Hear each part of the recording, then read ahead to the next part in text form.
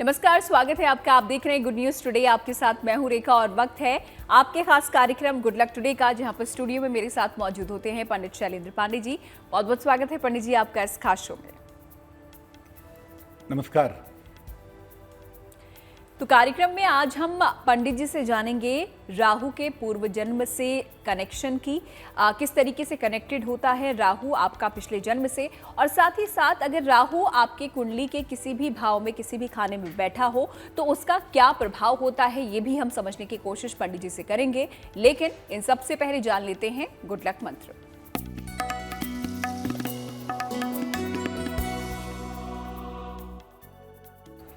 अगर आपकी कुंडली में राहु की दशा चल रही है, राहु की महादशा, अंतरदशा या प्रत्यंतर दशा, और आप चाहते हैं कि राहु की दशा से आपको फायदा हो, तो पूरी तरह से सात्विक बन जाइए। जितने समय तक राहु की दशा चल रही है उतने समय तक मांस मदिरा का प्रयोग करना बंद करिए। उतने समय तक भगवान का पूजन अर्चन करिए, भगवान की आराधना उपासना करिए, वो आपके लिए बहुत शुभ रहेगा। तो चलिए, तो हो गया गुड लक मंत्र। आगे बढ़ते हैं पंचांग की तरफ और 5 मार्च रविवार का पंचांग भी पंडित जी से जान लेते हैं।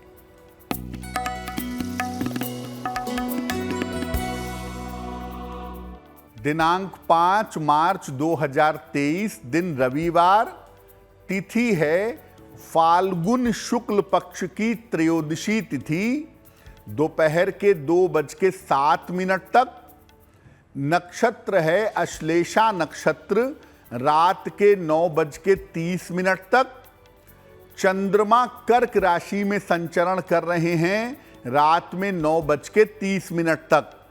राहु काल का समय शाम के 4:30 से लगभग 6 बजे तक। पश्चिम दिशा की तरफ यात्रा करने की मनाही है, लेकिन अगर यात्रा करना जरूरी है, मजबूरी है, तो जरा सा पान का पत्ता खाकर और भगवान का स्मरण करके यात्रा करेंगे तो मुश्किल से बचे रहेंगे। तो चलिए, पंचांग भी यहाँ पर हमने पंडित जी से जान लिया है और साथ ही साथ एक गुड लक मंत्र भी आपको दे दिया है। और अब आगे बढ़ते हैं कार्यक्रम में और बात राहु की कर लेते हैं, जिसके बारे में आज हम पंडित जी से जानने वाले हैं। और सवाल पंडित जी सबसे पहले यही है कि राहु किस तरह से पूर्व जन्म और हमारे पितरों से संबंध रखता है। राहु ज्योतिष का सबसे बड़ा रहस्य है और राहु से वो सब चीजें जानी जा सकती हैं जिसको हम दुनिया में ऑकल्ट कहते हैं, जिसको हम दुनिया में रहस्य कहते हैं। पूर्व जन्म से और पितरों से इसका संबंध क्या है? राहु की गणना की जाती है सूर्य और चंद्रमा के मार्ग के आधार पर। अगर सूर्य प्राण है तो चंद्रमा मन है। राहु इसी मन और इसी प्राण का रहस्य है। राहु का जो सहयोगी है केतु, ये मुक्ति और मोक्ष का द्वार खोल सकता है। राहु सारे रहस्य खोल सकता है और केतु आपको मुक्ति और मोक्ष तक पहुंचा सकता है।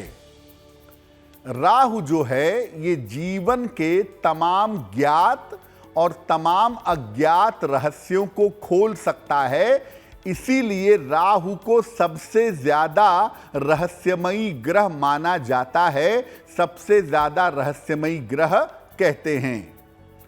पूर्व जन्म से किस तरह के कर्म लेकर आप आए हैं, पूर्व जन्म से किस तरह के संस्कार लेकर आए हैं और जीवन पर उसका प्रभाव क्या होगा, ये बात कुंडली के राहु से आप जान सकते हैं। यानी अगर आप ज्योतिष के माध्यम से समझना चाहें कि किसी व्यक्ति का पूर्व जन्म क्या था, तो आपको कुंडली के राहु को बहुत गंभीर तरीके से देखना होगा। राहु का पूर्व जन्म और वर्तमान जन्म का संबंध समझकर आप अज्ञात बाधाओं से मुक्ति पा सकते हैं। जीवन में बहुत सारी बाधाएं ऐसी होती हैं जो बिना कारण के आपके सामने आती हैं और आप समझ नहीं पाते कि मेरा दोष क्या था, मेरी गलती क्या थी जिस वजह से मैं ये कष्ट उठा रहा हूं। वो अज्ञात बाधा अगर आप दूर करना चाहते हैं तो आपको अपनी कुंडली के राहु को देखना होगा और राहु के सही से उपाय करके आप अपनी कुंडली के अज्ञात बाधाओं को दूर कर सकते हैं। तो राहु का हमारे पूर्व जन्म और हमारे पितरों के साथ किस तरीके से संबंध होता है, ये पंडित जी ने हमें समझा दिया है। इस पर हम आगे और विस्तार में चर्चा करेंगे, लेकिन फिलहाल अब राशियों पर आ जाते हैं और देख लेते हैं मेष, वृष और मिथुन राशि का भाग्यफल क्या है। मेष राशि, स्वास्थ्य का ध्यान अपने बनाए रखिएगा। वाद विवाद से बचाव करें। जहां तक संभव हो अपनी वाणी और अपने स्वभाव पर नियंत्रण रखें। किसी निर्धन व्यक्ति को अगर गुड़ का दान कर दें तो दिन की मुश्किलें काफी हद तक कम हो जाएंगी। शुभ रंग होगा हरा और भाग्य का मीटर आपको नंबर दे रहा है 60%, यानी मेहनत ज्यादा होगी, भाग्य थोड़ा कम रहेगा।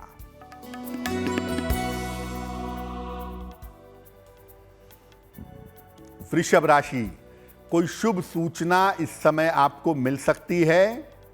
धन लाभ के योग आपके लिए बने हुए हैं। काम के मामलों में आप व्यस्त बने रहेंगे। किसी निर्धन व्यक्ति को अगर धन का दान कर दें तो आपका दिन और भी ज्यादा बेहतर होगा। शुभ रंग होगा क्रीम और भाग्य का मीटर आपको नंबर दे रहा है 70%। मध्यम भाग्य आपके साथ बना हुआ है।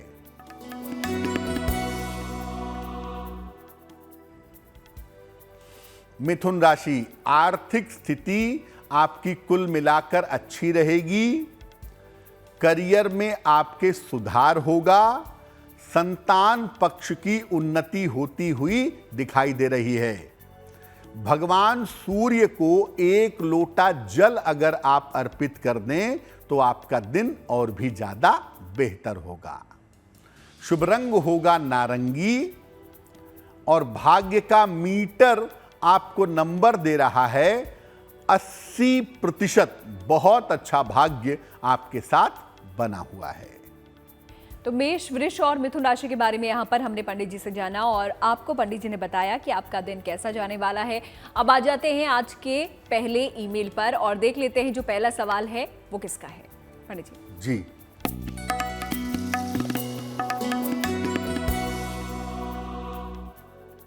आज का पहला जो मेल है वो अमित साटम ने हमें लिखा है। मुंबई से लिखते हैं ये। इनकी जन्म तारीख है 2 मार्च 1985। जन्म का समय है दोपहर में 3:10। जन्म स्थान है मुंबई, महाराष्ट्र। ये लिख रहे हैं कि मैं अभी नौकरी कर रहा हूं लेकिन मैं भविष्य में व्यवसाय करना चाहता हूं। कौन से क्षेत्र में व्यवसाय करूं? अच्छे स्वास्थ्य और अच्छे संबंध के लिए क्या उपाय करूं? और क्या मैं राजनीति में सफलता पा सकता हूं अगर उस क्षेत्र में जाता हूं तो? अमित जी, आपकी कुंडली बनती है कर्क लग्न की और आपकी राशि बनती है मिथुन राशि। महादशा शनि की और अंतरदशा बृहस्पति की फिलहाल आपकी चल रही है। मेरे हिसाब से आप व्यवसाय करने के लिए बिल्कुल जा सकते हैं, लेकिन अभी बहुत सारा पैसा एक साथ मत लगाइएगा।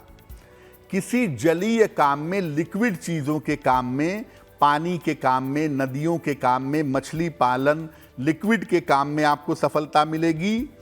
टेक्नोलॉजी के क्षेत्र में सफलता मिलेगी या शिक्षा क्षेत्र में व्यवसाय करते हैं तो उसमें आपको सफलता मिलनी चाहिए। स्वास्थ्य के मामले में आपको पेट का आपने बहुत ध्यान रखना है और वाहन हमेशा सावधानी से चलाना है। ये ध्यान आप हमेशा बनाए रखिएगा। इस कुंडली में राजनीतिक सफलता की संभावनाएं जरूर हैं और उसके लिए अगर आप अभी से प्रयास करें तो साल 2025 से आपको राजनीति में अच्छी सफलता मिल सकती है। उपाय क्या किए जाएं? एक मूंगा बनवा के पहनिए। लगभग 14-15 रत्ती का मूंगा तांबे या सोने के लॉकेट में लाल धागे में या सोने चांदी की चेन में इसको डाल करके मंगलवार को सवेरे धारण करें, आपको लाभ होगा। और दूसरा काम करें, रोज शाम को 108 बार शनि मंत्र का जप करिएगा, ओम शं शनैश्चराय नमः। तो अगर शनि मंत्र का भी आप रोज शाम को जप करें और साथ में मूंगा पहने तो आपके लिए बहुत अच्छा रहेगा। आगे बढ़ेंगे और अगला सवाल हम पंडित जी से अपना लेंगे, लेकिन उससे पहले बता दें कि अगर आपके कोई सवाल है जो आप पंडित जी से पूछना चाहते हैं, आप भी हमें अपने सवाल भेज सकते हैं। ईमेल कीजिए अपने सवाल इस ईमेल आईडी पे जो आपकी टीवी स्क्रीन पर है। अब राहु की हम बात कर रहे हैं, तो राहु के अलग अलग भाव के क्या क्या प्रभाव होते हैं, आइए जानते हैं। ये बात तो निश्चित है कि राहु ज्योतिष का रहस्य है और वो तमाम चीजें बता सकता है जो सामान्यतः न तो आप जानते हैं और न ही आपने सुनी है। राहु जब कुंडली के अलग अलग भावों में बैठता है, अलग अलग खानों में बैठता है, तो राहु के प्रभाव अलग अलग होते हैं। वो पूर्व जन्म के बारे में भी बताते हैं और ये भी बताते हैं कि इस जन्म में उसका असर कितना है। आइए इसको समझते हैं कि राहु जब कुंडली के अलग अलग भाव में बैठे तो उसका प्रभाव क्या है। अगर राहु कुंडली के प्रथम भाव में बैठ गया, लग्न में बैठ गया, तो व्यक्ति पारिवारिक जीवन में और पारिवारिक जीवन की समस्याओं में उलझ जाता है। पारिवारिक समस्या होती है, पारिवारिक समस्याओं का सामना करना पड़ता है क्योंकि पूर्व जन्म में उसने अपने पारिवारिक जीवन का ध्यान नहीं रखा था, अपने पारिवारिक जीवन की कीमत नहीं समझी थी, इसलिए इस जन्म में उसको पारिवारिक सुख नहीं मिलता। अगर राहु कुंडली के द्वितीय भाव में हो तो ये फियर साइकोसिस, भय पैदा करता है, चिंता पैदा करता है, तनाव पैदा करता है, क्योंकि ऐसे लोग पूर्व जन्म में अपनी शक्तियों का दुरुपयोग किए होते हैं, अपनी ताकत का, अपने पद प्रतिष्ठा का दुरुपयोग किए होते हैं और उसके प्रभाव की वजह से इस जन्म में उनके अंदर भय की, तनाव की, चिंता की आदत आ जाती है। अगर राहु कुंडली के तीसरे भाव में हो तो व्यक्ति बहुत ज्यादा दुस्साहसी होता है और किसी भी सीमा तक अपने साहस का प्रदर्शन कर बैठता है, यानी जो कोई सोच भी नहीं सकता ऐसे खतरनाक काम करने को आगे बढ़ जाता है। और इसी कारण से कभी कभी भीषण दुर्घटनाओं का शिकार भी होता है। हालांकि और भी इसके लिए योग होते हैं, लेकिन तृतीय भाव का राहु कहीं ना कहीं आपके अंदर दुस्साहस पैदा करता है और इस दुस्साहस की जो कीमत होती है वो काफी गंभीर होती है। अगर राहु चतुर्थ भाव में हो तो व्यक्ति को सामान्यतः सुख नहीं मिलता, या आप ये भी कह सकते हैं कि ऐसे लोग थोड़े खुराफाती स्वभाव के होते हैं। चतुर्थ भाव का राहु सुख में कमी करता है क्योंकि ऐसे लोग पूर्व जन्म में लोगों को दुख देते हैं, इसलिए इस जन्म में उनको दुख उठाना पड़ता है। हो सकता है कि शुरुआत में आपको ऐसा लगे कि जीवन बहुत बढ़िया चल रहा है, लेकिन आगे चल के चतुर्थ भाव का राहु आपको तकलीफ देता है, हार्मनी में समस्या पैदा करता है। अगर राहु पंचम भाव में हो तो संतान होने में या संतान की तरफ से पीड़ा होती है। पंचम भाव का राहु एक फायदा भी देता है कि ऐसे लोग दूसरों के मन की बात को जान लेते हैं, इंट्यूशन देता है। लेकिन अगर पंचम भाव में हो राहु तो संतान होने में भी और संतान की तरफ से पीड़ा होती है, क्योंकि ऐसे लोग अपने पूर्व जन्म में माता पिता का सम्मान नहीं किए होते हैं। नतीजा होता है कि इस जन्म में उनकी संतान उनका सम्मान नहीं करती और संतान की तरफ से जीवन में मुश्किलें आ जाती हैं।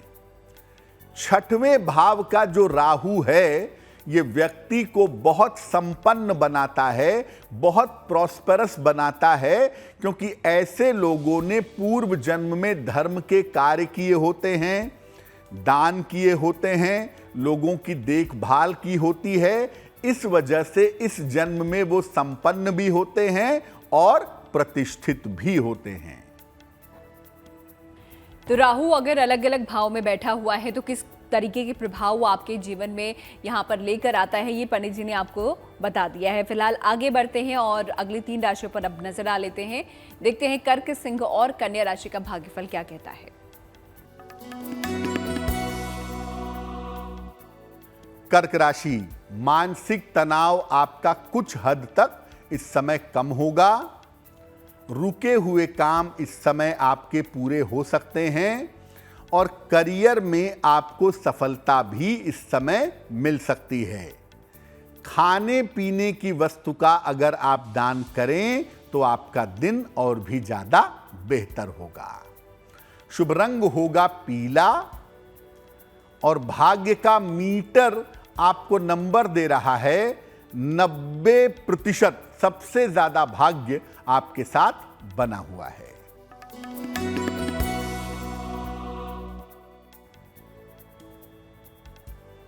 सिंह राशि, बेवजह की चिंता परेशान कर सकती है। चोट चपेट से इस समय बचाव करें। लिखा पढ़ी के मामले में सावधानी रखें। किसी निर्धन व्यक्ति को अगर गुड़ का दान कर दें तो दिन की मुश्किलें बहुत हद तक कम हो जाएंगी। शुभ रंग होगा नीला और भाग्य का मीटर आपको नंबर दे रहा है 60%। मेहनत ज्यादा होगी, भाग्य थोड़ा कम रहेगा।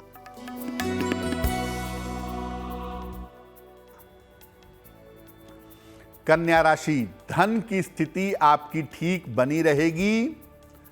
करियर के मामले में आपको लाभ होगा। पारिवारिक चिंताएं इस समय आपकी दूर होंगी। किसी निर्धन व्यक्ति को अगर धन का दान कर दें तो आपका दिन और भी ज्यादा बेहतर होगा। शुभ रंग होगा आसमानी और भाग्य का मीटर आपको नंबर दे रहा है 70%। मध्यम भाग्य आपके साथ बना हुआ है। कर्क, सिंह और कन्या राशि के बारे में पंडित जी ने हमें यहाँ पर जानकारी दे दी है और इसी तरह बाकी राशियों के बारे में भी हम उनसे जानेंगे। लेकिन फिलहाल आ जाते हैं आज के अगले ईमेल की तरफ और देख लेते हैं जो अगला सवाल है वो किसका है। पंडित जी जी,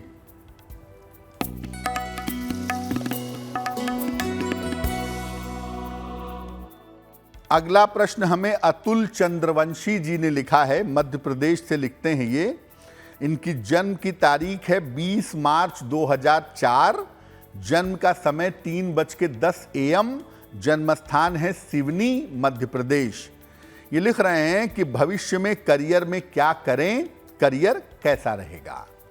अतुल जी, अगर आप टेक्निकल फील्ड में जाते हैं या मैनेजमेंट के फील्ड में जाते हैं तो इसमें बहुत अच्छा करियर बना सकते हैं। यहां तक कि मैनेजमेंट की पढ़ाई करने के बाद, टेक्निकल फील्ड में पढ़ाई करने के बाद आप गवर्नमेंट जॉब में भी जा सकते हैं। उसमें भी सफलता की संभावनाएं कुंडली में अच्छी हैं। मुश्किल ये है कि जितनी मेहनत करनी चाहिए और जितना प्रयास करना चाहिए वो आप नहीं करते हैं। थोड़े प्रयास करिए, ईमानदारी से कोशिश करिए। कुंडली आपकी अच्छी है, सफलता आपको अवश्य मिलेगी। मकर लग्न, कुंभ राशि है आपकी। एक ओपल बनवा के जरूर पहन लें। लगभग 10-12 रत्ती का ओपल चांदी की अंगूठी में, दाहिने हाथ की तर्जनी उंगली में। शुक्रवार की शाम को ओपल पहनने से आपको लाभ होगा। और रोज सुबह और शाम एक बार हनुमान चालीसा का पाठ करें तो इससे भी आपके लिए सफलता आसान हो जाएगी। तो अगर आप भी कोई सवाल पंडित जी से पूछना चाहते हैं, अभी भी देर नहीं हुई है, अपने सवाल लिखिए और उसे भेज दीजिए हमें इस ईमेल आईडी पे जो आपकी स्क्रीन पर है। तो राहु के अलग अलग भाव की हम बात कर रहे हैं। 6 भाव के बारे में, उनके प्रभाव के बारे में यहाँ पर पंडित जी ने हमें बताया। अब अगले जो भाव हैं उनके प्रभाव के बारे में भी यहाँ पर पंडित जी से जान लेते हैं। तो 6 भाव तक, 6वें भाव तक राहु का प्रभाव क्या हो सकता है, पूर्व जन्म से कहां इंटरकनेक्टेड है, वो आपने समझ लिया। अब सप्तम भाव में चलते हैं। अगर राहु सप्तम भाव में हो तो व्यक्ति को जीवन में काफी उतार चढ़ाव का सामना करना पड़ता है। हालांकि सप्तम भाव का राहु कभी कभी विचित्र विवाह करवाता है या विवाह में विचित्र स्थितियां भी पैदा करता है, लेकिन उससे ज्यादा ये जीवन में उतार चढ़ाव भी देता है, क्योंकि ऐसे लोग पूर्व जन्म में धन और संपत्ति की कीमत नहीं समझे थे, जिस वजह से इस जीवन में उन्हें धन संपत्ति का उतार चढ़ाव झेलना पड़ता है। अगर कुंडली में राहु अष्टम भाव में हो तो व्यक्ति किसी विशेष उद्देश्य के लिए जन्म लेता है जो पूर्व जन्म से बाकी होता है, और आम तौर पर ऐसे लोगों का जन्म भी सडन होता है और इनकी मृत्यु भी आकस्मिक होती है, ऐसा देखा गया है। अष्टम का राहु पूरे तौर से यह बताता है कि पूर्व जन्म के कर्म आपके ऊपर हावी रहेंगे। अच्छे कर्म हैं तो वो इस जन्म में भी दिखाई देंगे, और बुरे कर्म हैं तो बुरी आदतें भी इस जन्म में दिखेंगी। लेकिन ऐसे लोगों को समय रहते राहु के उपाय करने चाहिए, क्योंकि ये सडन एंड भी आपका करवा सकता है जो सही नहीं होगा। अगर राहु नवम भाव में हो तो व्यक्ति धर्म भ्रष्ट होता है, सामान्यतः धर्म के रास्ते पे नहीं चलता, धर्म की आलोचना करता है, ऐसा देखा गया है। भाग्य साथ नहीं देता ऐसे लोगों का, क्योंकि पहले उसने धर्म का पालन नहीं किया है और समाज के लिए समस्याएं पैदा की हैं। इसलिए इस जन्म में भाग्य को लेके, अपने काम को लेकर के कदम कदम पर जूझना पड़ता है, यह संभावना बनती है। दशम भाव का राहु व्यक्ति को ऊंचाई पर पहुंचाता है, लेकिन यह पारिवारिक सुख नहीं देता, ये फैमिली लाइफ खराब करता है, क्योंकि इन्होंने जीवन में केवल पद प्रतिष्ठा की कामना की थी। इसलिए इनको इस जन्म में पद प्रतिष्ठा तो मिलती है, लेकिन पारिवारिक सुख नहीं मिलता, अन्य कोई चीज इनको प्राप्त नहीं होती। एकादश भाव का राहु व्यक्ति को वैराग्य की तरफ ले जाता है, अध्यात्म की तरफ ले जाता है, और आम तौर पर ऐसे लोग दुनिया का कष्ट उठाते हैं, उसका संकल्प पूरा करने के लिए जन्म लेते हैं। द्वादश भाव का राहु व्यक्ति को दुर्गुण और कुमार्ग पर, गलत रास्ते पर, गलत संगति पर, गलत आदतों पर ले जाता है, और ये संस्कार उसके अंदर पूर्व जन्म से चले आते हैं। राहु अलग अलग भावों में अलग अलग परिणाम देता है, ये तो एक सामान्य सी बात हमने आपको बताई, लेकिन ये भी देखना होगा कि राहु के ऊपर किस ग्रह का प्रभाव है, राहु किस ग्रह के साथ बैठा है, इससे भी परिणामों में थोड़े अंतर आ जाते हैं। वर्तमान समय में राहु का थोड़ा भी बेहतर होना आदमी को करियर और धन के मामले में बड़ी सफलता देता है। खास तौर से जो लोग विदेश जाकर उन्नति करना चाहते हैं या विदेश में सेटल होना चाहते हैं, उनके लिए राहु के प्रभाव हमेशा अच्छे होते हैं। और जो लोग गहरी साधना करना चाहते हैं, गहन साधना में डूबना चाहते हैं, उन्हें राहु और केतु के एक्सिस का इस्तेमाल करना होगा। राहु केतु का एक्सिस बना करके अगर वो साधना करें तो साधना में, अध्यात्म में गहराई तक डूब सकते हैं। तो राहु के अलग अलग भाव में किस तरीके के प्रभाव होते हैं आपके जीवन पर, ये पंडित जी ने हमें बता दिया है। लेकिन आगे बढ़ेंगे, अब अगली 3 राशियों के बारे में भी उनसे जान लेते हैं। देखते हैं तुला, वृश्चिक और धनु राशि का भाग्यफल क्या है। तुला राशि, करियर में आपके लिए लाभ के योग बन रहे हैं।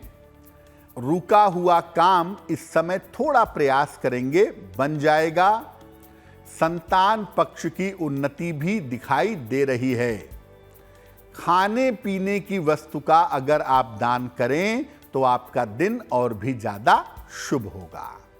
शुभ रंग होगा पीला और भाग्य का मीटर आपको नंबर दे रहा है 80%। बहुत अच्छा भाग्य आपके साथ बना हुआ है।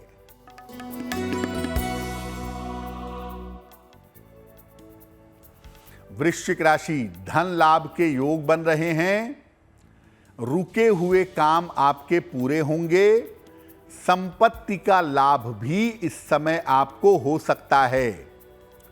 किसी निर्धन व्यक्ति को अगर धन का दान कर दें तो आपका दिन और भी ज्यादा बेहतर होगा। शुभ रंग होगा लाल और भाग्य का मीटर आपको नंबर दे रहा है 75%। उत्तम भाग्य आपके साथ बना हुआ है।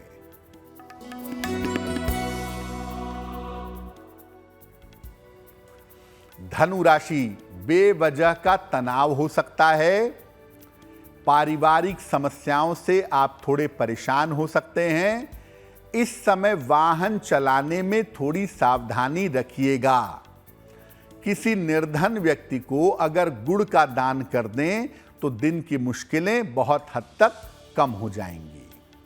शुभ रंग होगा क्रीम और भाग्य का मीटर आपको नंबर दे रहा है 60%। यानी मेहनत ज्यादा होगी, भाग्य थोड़ा कम रहेगा। तो राशियों की हम बात कर रहे हैं और इसी तरह आखिरी 3 राशि मकर, कुंभ और मीन राशि के बारे में भी हम आपको बताएंगे। लेकिन फिलहाल वक्त हो जाता है आप लोगों के सवाल का। देख लेते हैं अगला ईमेल किसका है, किसका सवाल हम लेने जा रहे हैं। पंडित जी,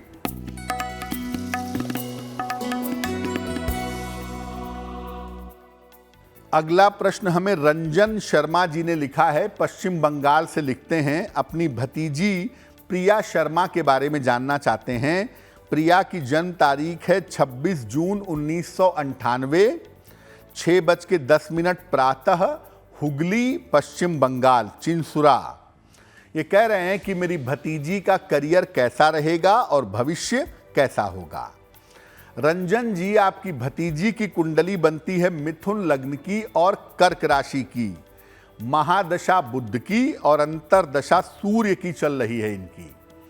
देखिए, अगर ये इलेक्ट्रिकल इलेक्ट्रॉनिक्स की पढ़ाई करें या मैनेजमेंट की पढ़ाई करें या कोई गहरा साहित्य की पढ़ाई करें तो इससे संबंधित क्षेत्र में ये टीचिंग की नौकरी पा सकती हैं। इस कुंडली के हिसाब से इनके शिक्षा क्षेत्र में जाने के योग सबसे ज्यादा हैं। पहले नंबर पे ये टीचिंग जॉब में जा सकती हैं और दूसरे नंबर पे जिस नौकरी में जाने की संभावना है वो बैंक या फाइनेंस क्षेत्र की नौकरी हो सकती है। करियर इनका कुल मिलाकर अच्छा रहेगा। इनके अच्छे स्वास्थ्य के लिए और अच्छे करियर के लिए इनको एक पन्ना बनवा के पहनाइए। लगभग 6 से 8 रत्ती का पन्ना चांदी की अंगूठी में, दाहिने हाथ की सबसे छोटी उंगली में, बुधवार की शाम को पन्ना बनवाकर इनको पहना दें। और दूसरा, इनको बोलें कि ये रोज सुबह सूर्य भगवान को जल चढ़ाएं तो इनके लिए बहुत शुभ रहेगा। आगे बढ़ेंगे और अब बात करेंगे कि राहु के कारण जो पूर्व जन्म की छाया है वो आप पर किस तरीके से पड़ती है इस जन्म में, और उसके लिए अगर पड़ रही है तो क्या उपाय आप कर सकते हैं। पंडित जी, देखिए, ये बात तो निश्चित है कि राहु आपके पूर्व जन्म के बारे में बताता ही है। वो बताएगा ही कि आपके पूर्व जन्म में आपकी स्थिति कैसी थी। हाँ, ये जरूर है कि अगर शुभ कर्म हो तो इस जन्म पे शुभ प्रभाव पड़ेगा, अगर अशुभ कर्म हो तो इस जन्म पे अशुभ प्रभाव पड़ेगा। अब अगर राहु की वजह से पूर्व जन्म का नकारात्मक निगेटिव असर इस जन्म में आपको अपने जीवन पर दिख रहा है तो क्या उपाय करें? घर में कूड़ा कबाड़ बिल्कुल भी इकट्ठा मत करिएगा। जो घर के क्लटर्स हैं उन्हें समय समय पे साफ करते रहिए। महीने में एक बार अमावस्या आती है, अमावस्या पर घर की थोरो सफाई करिए और घर को सही बनाकर रखिए। ऐसे घर में रहने का प्रयास करिए जहां पर सूर्य की पर्याप्त रोशनी आती हो। रोज सवेरे जल में गोमूत्र डाल करके स्नान करने से भी राहु के नकारात्मक प्रभाव समाप्त होते हैं, क्योंकि राहु के प्रभाव से एक और प्रॉब्लम होती है, स्किन की एलर्जी या स्किन की निरंतर समस्या। अगर आप गोमूत्र डालकर जल में स्नान करते हैं तो राहु का प्रभाव भी समाप्त होता है और स्किन की समस्या से भी छुटकारा मिलता है। सुबह ब्रश करने के बाद 2 पत्ते तुलसी के जरूर खाइएगा। ऐसा करने से राहु आपके स्वास्थ्य पर, आपकी मानसिक स्थिति पर असर नहीं डाल पाएगा। चंदन की सुगंध का नियमित प्रयोग करिए या चंदन का तिलक लगाइए। अगर नियमित रूप से ऐसा करें तो राहु की वजह से आप किसी गलत रास्ते पे नहीं भटकेंगे, किसी गलत मार्ग पर नहीं जाएंगे। रोज शाम को राहु के मंत्र का 108 बार जप अवश्य करना चाहिए। मंत्र होगा ओम रांग राहवे नमः, ओम रांग राहवे नमः। इस मंत्र का जप करिएगा। पितृ विसर्जन अमावस्या आती है, आश्विन कृष्ण पक्ष की अमावस्या की तिथि। इस दिन निर्धनों को दोपहर के समय भोजन कराइएगा।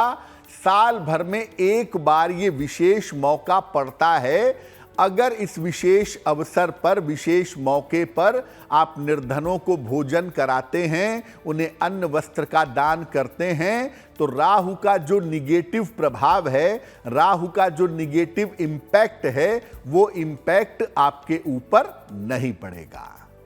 तो चलिए, यहाँ पर राहु के जो प्रभाव होते हैं उसके बारे में पंडित जी ने हमें यहाँ पर बताया है, और किस तरीके से हमारे पूर्व जन्म से इसका कनेक्शन होता है, उसके लिए क्या उपाय आप कर सकते हैं अगर उसका बुरा प्रभाव पड़ रहा है, तो ये भी आपको अब मालूम पड़ गया है। फिलहाल आगे बढ़ते हैं बाकी 3 राशियों की तरफ। देखते हैं मकर, कुंभ और मीन राशि का भाग्यफल क्या है।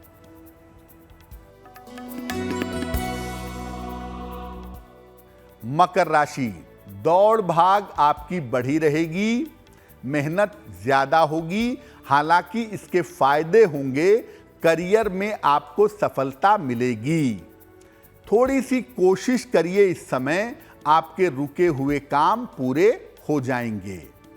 भगवान सूर्य को अगर 1 लोटा जल अर्पित कर दें तो आपका दिन और भी ज्यादा बेहतर होगा। शुभ रंग होगा हरा और भाग्य का मीटर आपको नंबर दे रहा है 70%। मध्यम भाग्य आपके साथ बना हुआ है।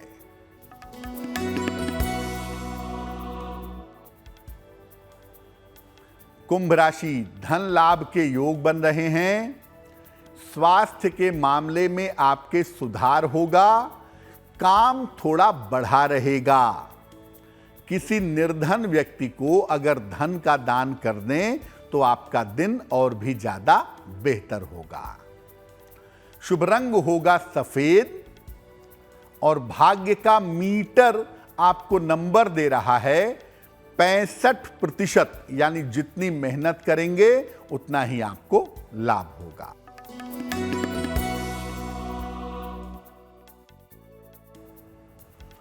मीन राशि, करियर की बाधाएं दूर होंगी। मानसिक तनाव आपका समाप्त होगा। इस समय आप कोई नया वाहन खरीद सकते हैं। खाने पीने की वस्तु का अगर आप दान करें तो आपका दिन और भी ज्यादा बेहतर होगा। शुभ रंग होगा लाल और भाग्य का मीटर आपको नंबर दे रहा है 75%। उत्तम भाग्य आपके साथ बना हुआ है। तो सभी 12 राशियों के बारे में पंडित जी से हमने जान लिया है, और अब वक्त हो जाता है आप लोगों के सवाल का, और ये आज का आखिरी सवाल है। देख लेते हैं ये सवाल हम किसका लेने जा रहे हैं पंडित जी। जी,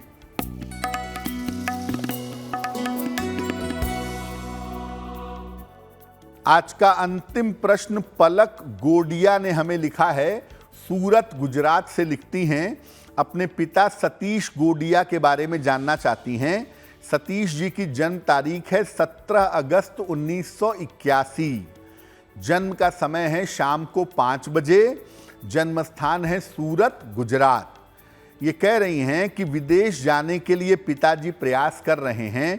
विदेश कब जाएंगे, विदेश जाकर सेटल हो पाएंगे या नहीं हो पाएंगे? देखिए पलक, आपके पिताजी की कुंडली है धनु लग्न की और राशि बनती है कुंभ राशि। इस कुंडली के हिसाब से इसी साल के अंत में अक्टूबर, नवंबर, दिसंबर के समय में इनके विदेश जाने के योग बनते हैं और ये विदेश जा करके वहां परमानेंटली बस भी सकते हैं अपने परिवार के साथ। आपके पिताजी का बहुत अच्छा समय फरवरी 2024 में शुरू हो रहा है, तो वहां से जिंदगी में सफलताएं मिलनी इनको शुरू हो जाएंगी। फिलहाल इनका नीलम आप निकलवा दें, इन्हें जो पुखराज पहनाया है वो पहनाए रखिए। साथ में इनको एक माणिक्य बनवा के पहना दीजिए। 6 से 8 रत्ती का माणिक्य तांबे की अंगूठी में, दाहिने हाथ की अनामिका अंगुली में।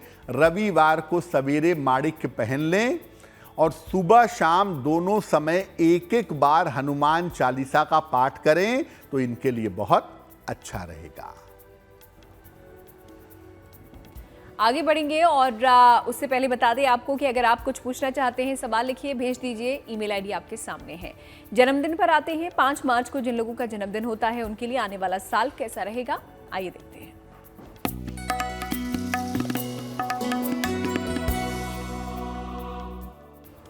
जिन लोगों का जन्मदिन 5 मार्च को है उन्हें हम सबकी तरफ से जन्मदिन की हार्दिक शुभकामनाएं।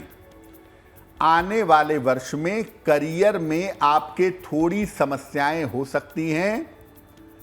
स्वास्थ्य में आपके उतार चढ़ाव रह सकता है। धन की स्थिति हालांकि कुल मिलाकर आपकी ठीक रहेगी। परिवार में आपके शुभ कार्य होने के योग भी बन रहे हैं। क्या करना चाहिए?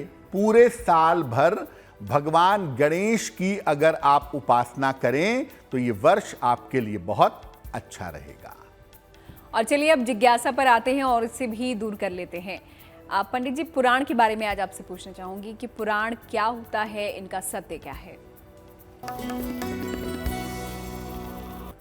पुराण लिखे क्यों गए? जब वेद थे हमारे पास, उपनिषद थे हमारे पास, तो पुराण क्यों लिखे गए? पुराण का महत्व क्या है? देखिए, पुराण जो हैं वो लोकाचार के लिए लिखे गए हैं। सरल भाषा में ये समझाया गया है कि धर्म का मार्ग क्या है, सत्य का मार्ग क्या है। इसके लिए पुराण लिखे गए हैं सरल भाषा में। ये व्यक्ति को सन्मार्ग पर चलने की प्रेरणा देते हैं और इनमें ईश्वर को अलग अलग साकार स्वरूपों में, अलग अलग रूपों में दर्शाने का प्रयास किया गया है। तो पुराण जो हैं वो सरल भाषा में व्यक्ति को धर्म की तरफ, सत्य की तरफ ले जाने के लिए लिखे गए हैं। पुराण का इतना ही महत्व है और अगर कोई व्यक्ति सही तरीके से पुराणों का अर्थ ग्रहण करे तो उसे वेद और उपनिषद की कठिनाइयों से जूझना नहीं पड़ेगा। तो पुराण क्या होते हैं और क्यों लिखे गए हैं, ये पंडित जी से हमने जान लिया है। अब शुभ पहर पर आते हैं, देखते हैं 5 मार्च रविवार का शुभ पहर क्या है।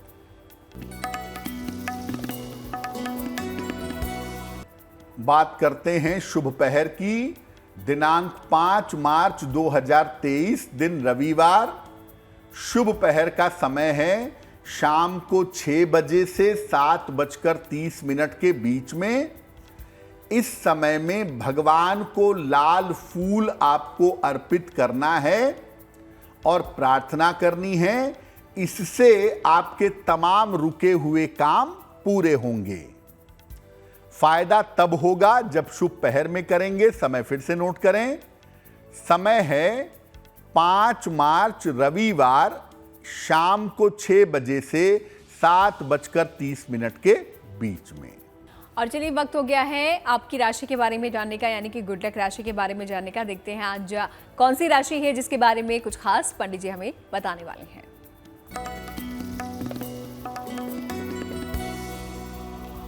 हम आपको अलग अलग राशियों के लिए किसकी पूजा करना सबसे ज्यादा अच्छा होगा वो बताने का प्रयास कर रहे हैं। आज की जो गुड लक राशि है वो है वृषभ राशि, और वृषभ राशि वालों के लिए भगवान शिव की पूजा करना सबसे ज्यादा अच्छा है। नियमित रूप से भगवान शिव को जल अर्पित करिए और नमः शिवाय का जप करिए। अगर आप ऐसा करते हैं तो जीवन में सफलता पाना आपके लिए बहुत आसान होगा। तो गुड लक राशि ये आज की थी वृष राशि, जिसके बारे में पंडित जी ने हमें बता दिया है। और इसी के साथ आखिरी पड़ाव पर कार्यक्रम के हम पहुंच चुके हैं और यहाँ पर हम जानते हैं महा उपाय। तो देख लेते हैं आज का महा उपाय क्या है और किस प्रकार आप भी इससे लाभ उठा सकते हैं। पंडित जी